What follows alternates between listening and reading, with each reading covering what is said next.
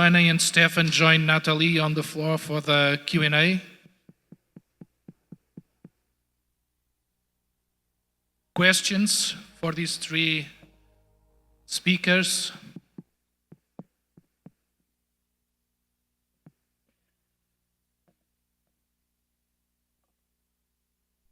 Okay, I'll do the first one, Nathalie. I followed your work in the river, taking out all those tires. And I watched before that on your video the scene that you are diving those 70 kilometers, something like that, and there's a ship coming up. What's your advice to divers wanting to do some projects like yours? What would be your advice for the boat not to sail over them while doing that kind of stuff?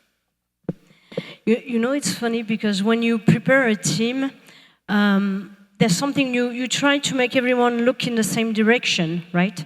And what happened to that nearly accident, they were sure because we were just 2 kilometers from the finish line that, you know, I was the one who was going to have a problem, of course.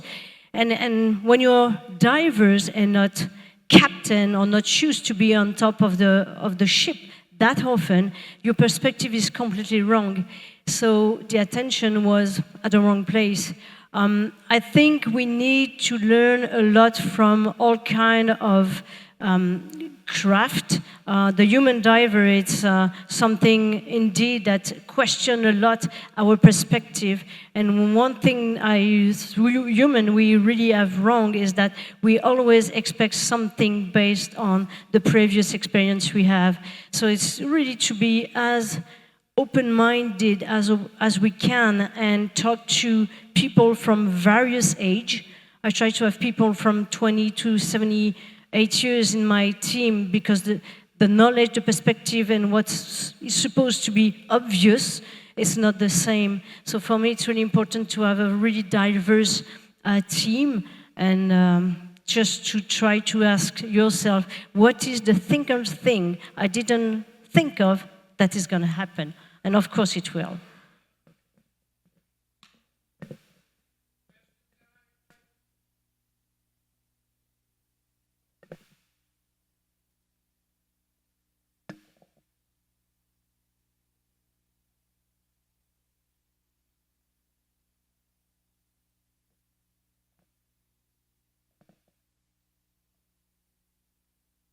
Stefan, are the 3D models available online anywhere for us to look at from the mines?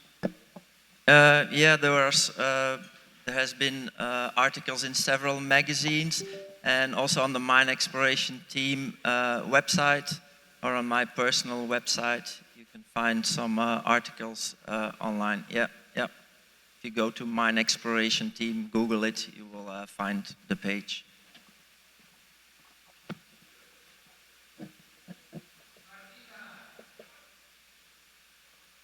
I want for you, Jojo, if people want to get and try and explore these ideas of mine exploration, same for you, Stefan, how do you build relationships with the landowners so they trust you, so that you're not going to trash their environment or attract liability from that side? So primarily the UK, but if Stefan, you can add something to that, that'd be cool.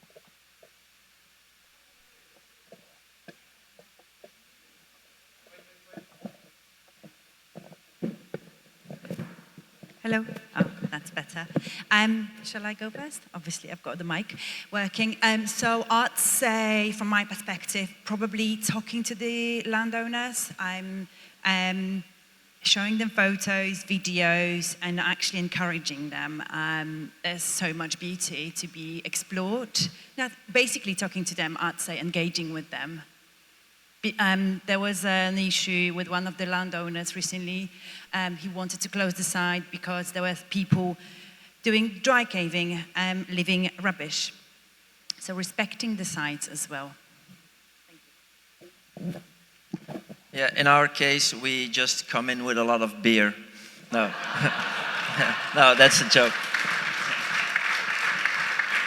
Besides that, we usually try to connect with them, but we like to tell them more a story, not only like, hey, okay, you have a mine on your land, we want to dive it. No, in most cases, we have done quite some research on it, and we show them the research we have done, showing them the personal connection with the actual miners who worked the site, and to complete the permission is to the cherry on the cake to complete the entire story, to bring the industrial heritage back to life and to show it to people. Because in a lot of these villages in the south of Belgium, it was the most important thing there was, the mining. And in most cases, they, when they hear and see the complete story, they allow access. Yeah. A question to Jojo. So for the lack of the infrastructure you mentioned, what would be your suggestion or the suggestion of the community to solve that issue, both from the side of the diving community and the landowners?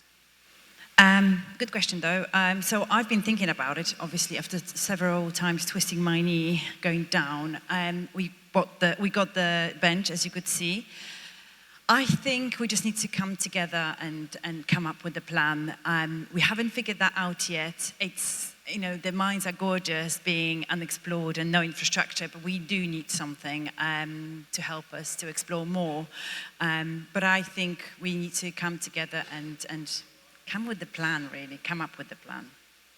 And maybe I don't think talking to owners, they wouldn't be like, oh yeah, Joe, let's just put some stairs. Maybe do you like sauna? That wouldn't work. They don't care.